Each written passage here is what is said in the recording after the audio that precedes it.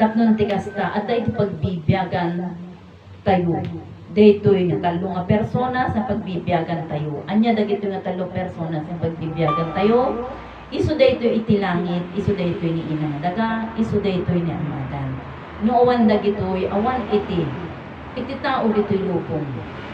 Kaya't agyaman tayo, kaya amatolosik kininay Conchita, tadadadag ito'y nga kinumpiyansaan ti Diyos, ang manakabalin ti amin, tapnon ang dati agsarita, may panggyak karakwada, kaya iti kinapudno, nasusuro.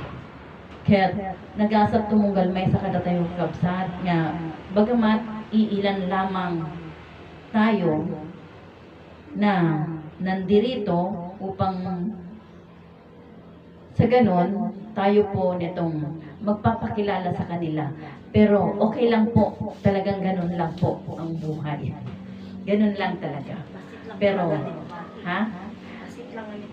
Pero nakakatakot at saka nakakasakit itirik na yung salita na basit lang timabati, konti lang ang matitira.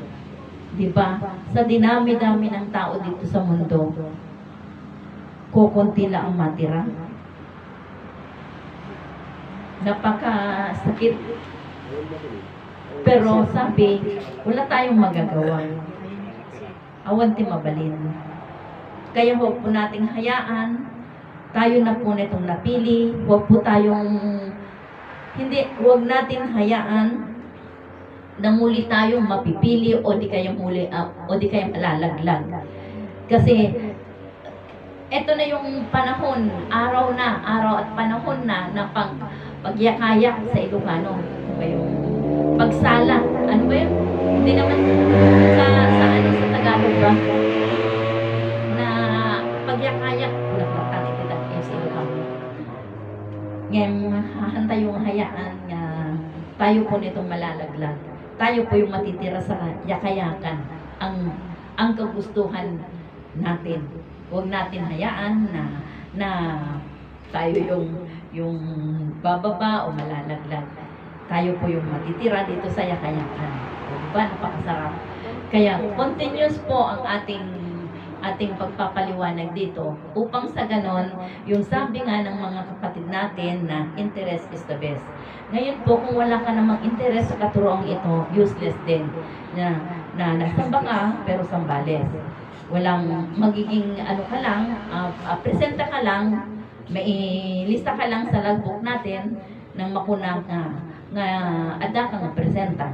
Pero kung wala naman yung talagang kalooban mo na makinig at mag-concentrate sa katuroang ito, useless din ang iyong pagsamba. Kaya nga, may kasabihan na nagsamba ka pero sambales, hindi ba? Huwag ka na lang pong magsamba kung gano'n. Diba? Di lalo kung huwag tayong pa-overconfident. So, kailangan po yung Ano bang ibang salita yung confident? Tiwala sa sarili. tiwala sa sarili. Yes, opo. Hindi porket nalaman mo na ang katuroang ito, hanggang dun lang po ang iyong gagawin.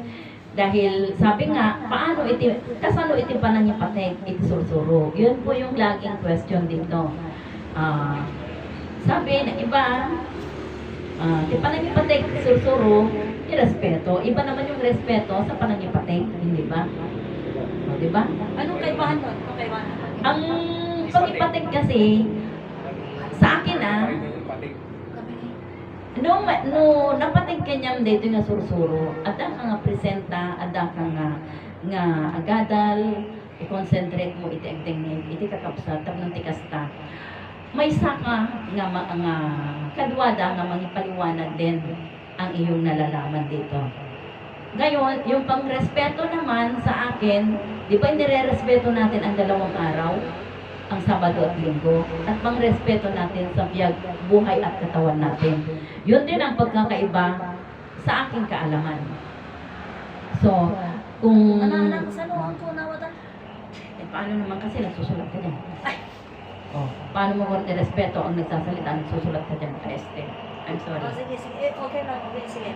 Di ba, sa akin, ang pangrespeto ka, ang pangipatig kasi, adda ka na makipagadal, makinig sa mga kapatid, upang sa ganon, marami ka ring malalaman, tapnon tikasta may saka ng kadwada nga agi pahayag din ng katurong ito. Ang sa respeto naman, yung pangrespeto ng dalawang araw, Sabado, Linggo, at yung pangrespeto mo sa buhay at katawan mo. Yun sa akin. So parang Sa'yo. yung respeto is personal lang yun. Hindi kasi irespeto pa natin ang araw nila, ang Sabado at Linggo, di ba? Kaya nga nandito tayo ng Sabado, Linggo sa pangrespeto sa kanila. O, di ba? So paano yung panangipatek? Pateg at saka Ano, nagtaka nga makipag-adaan. at ka ang presenta ang makipagadal. So, ti panangipatek, panakikaykaysa. Kasi yan, Parang ganun na, makipagkay-kaysa ka dito. O ano, da ka nga makita nga presenta. Wan, nung orahan lang at ka nga presenta, at ka nga makikaykaysa. Tapos Well, na kung magayta. Oo nga.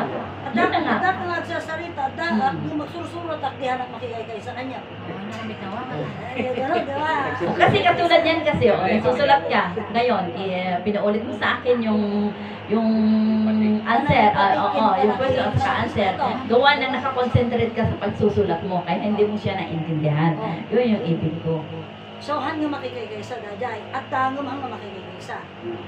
Yun na, yun na. Parang ganun. So, han nga, yun yung paliwanag. Han nga, DJ, parehas mo kakasoy, han. Huwag mong ipunta doon. Ang ano lang dito, yung bang palawag na, DJ, kada ka nga mangipatag, ibig sabihin, makikaykaysa ka. Diba? Pangirespeto, kuna na, agdungod ka. Amom dagi bagpagadan, ngayon, even doon nga amom dagi jayan, kailangan na tangatin doon ida. Tatlo may respeto ni suda. Kasi nung bagang makikagaysa, anak may pagtingin.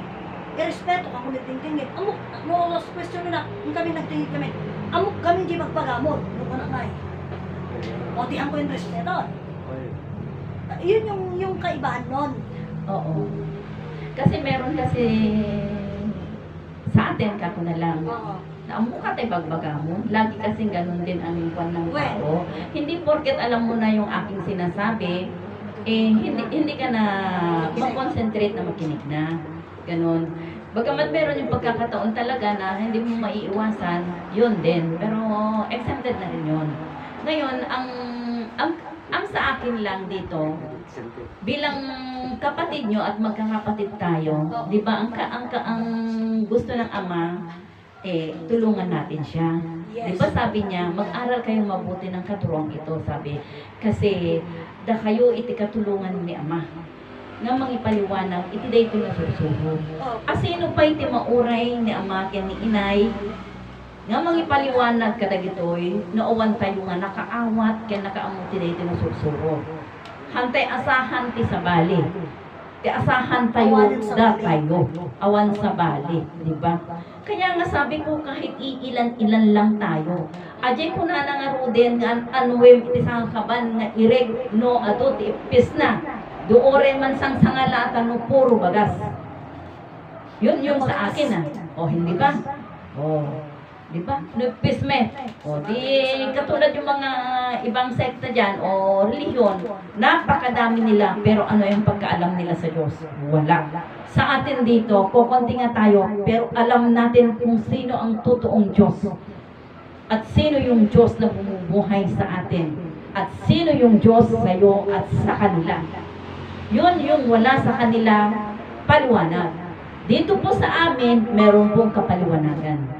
Ano yung Diyos na nasa akin, nasa sayo, nasa sa lahat.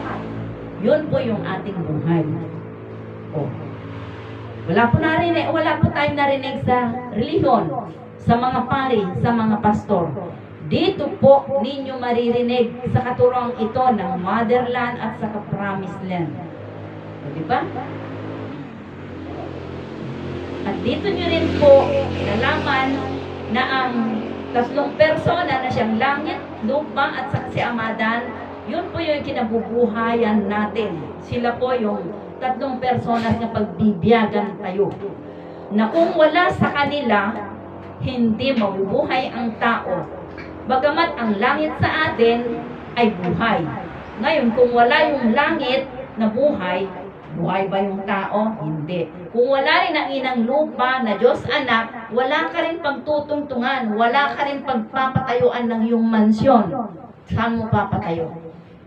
Higit sa lahat na kung wala si Ama Adan na nagbigay buhay sa lahat ng mga tao dito sa mundo, wala rin. Di ba? Pero laking pasalamat natin na kahit noon naniwala tayo na nagkasala ang ating pinagmulan, ngayon po tayo na po nitong magbabantog sa kanila, tayo po nitong maglilinis ng kanilang pangalan. Maglilinis. Kasi nadungisan. O hindi ba? Dinungisan nila ang ating pinagmulan eh. Lahat ng tao dito ang simulain ng pinagmulan, Ama Adan at Ina Eva. Kahit saan nyo saliksikin sa iyong libro, Ama Adan lamang po ang kauna-unahang tao dito sa mundo. O ayaw niyo si Ama Adan?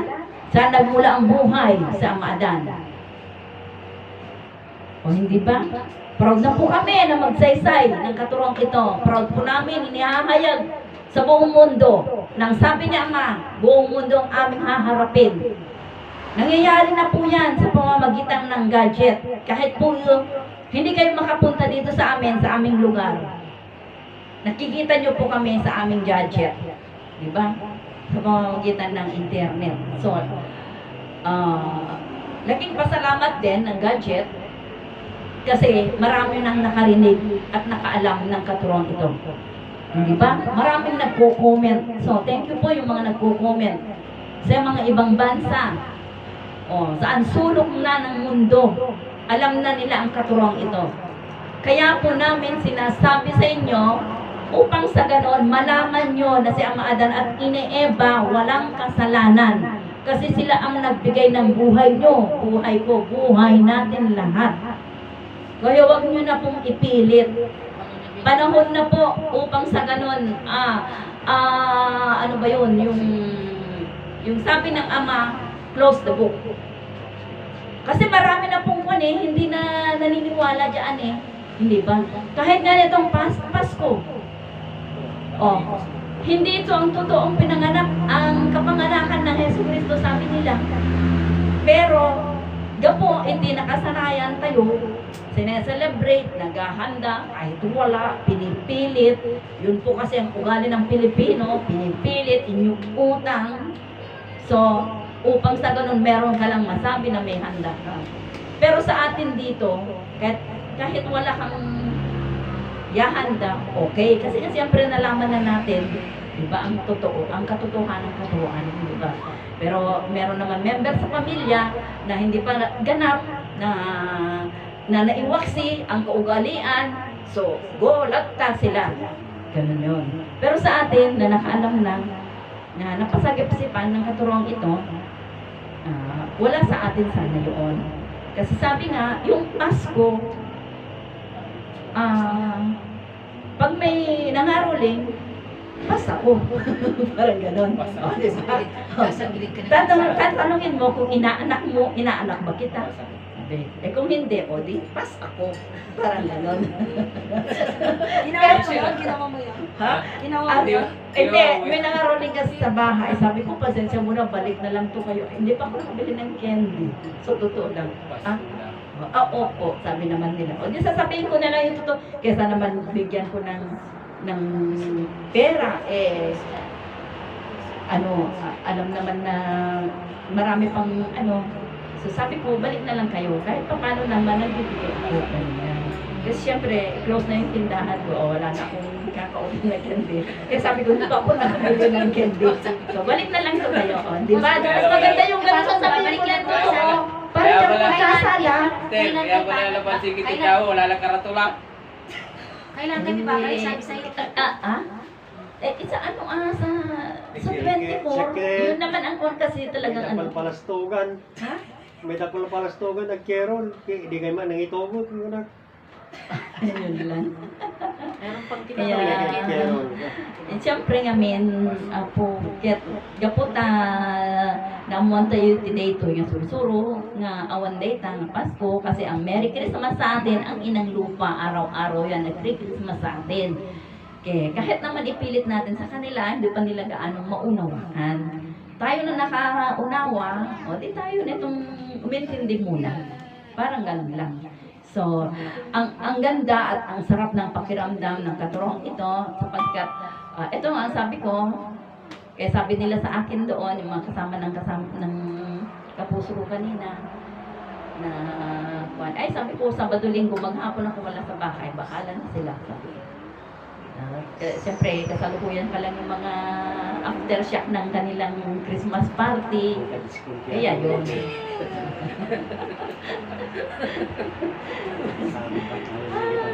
Pero hindi nila alam na pag inom nila kagabi, sumakit ang ulo. Napasang po yung puso ko, nakijaming din, sumakit yung ulo. So, matulungan ka ron. O, di ba sila? Sakit ng ulo ko. Di ba sila? Ulan, manap. Hindi ko Ulan, na rin. ulan. Tapos, Dapat nang itugot na tayo sa biglang. hindi, binili yun ng ano. Sabi ko, masundo mo nga pagpasalibukan. Gusto paikit. So, ganun lang. Yung bang sabing pansamantalang kaligayahan. Pero ito sa atin, pang walang hanggang kaligayahan at kaginhawaan ang ating ginagawa dito. Sapagkat dito natin nalaman ang tunay, ang katotohanang katuroan ng Ama at Ina. So, thank you po sa inyo, Ama Adan, Ina Eva, Ama Talosik, Ina Conchita. Pero hiling ko po na kayo po nitong gagawin sa aming magkakapatid. Na upang sa ganon, ang aming kaalaman, bigyan niyo po kami ng mas katalinuhan upang sa ganon may paliwanag namin lahat. Oo, binigay na nga, pero yung talagang yung katulad din yung hiling ni Brother Joey na gusto niya rin na katulad niya din tayo kako na lang na magaling nang magpaliwanag. Pero doon tayong tipanuwen, itireget, ititumunggal maysa, itireget na ititumunggal maysa kasi siyempre, duwape lang tidalan na di katulad natin na sabi ni Brother Man, buti pa kayo, sabi, nakukompleto yung ang Sabado Linggo. Sabi niya gano'n. O, di ba?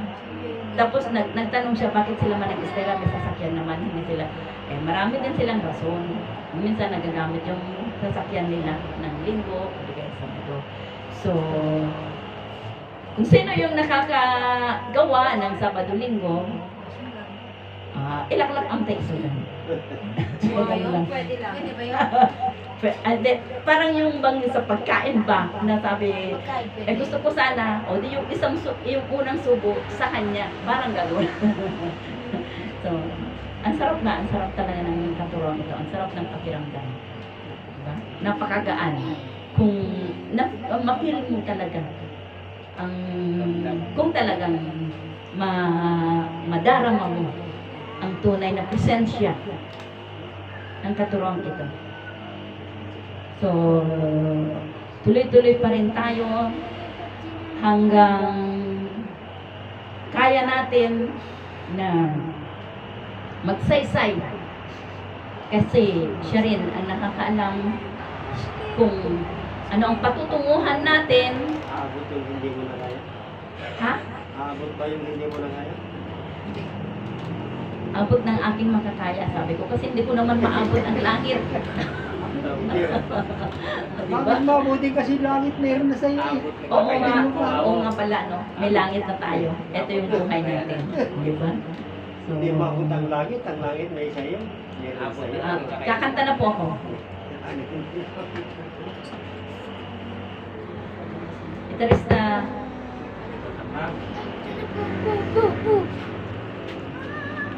Pasko pa pala. Ang ibig sabihin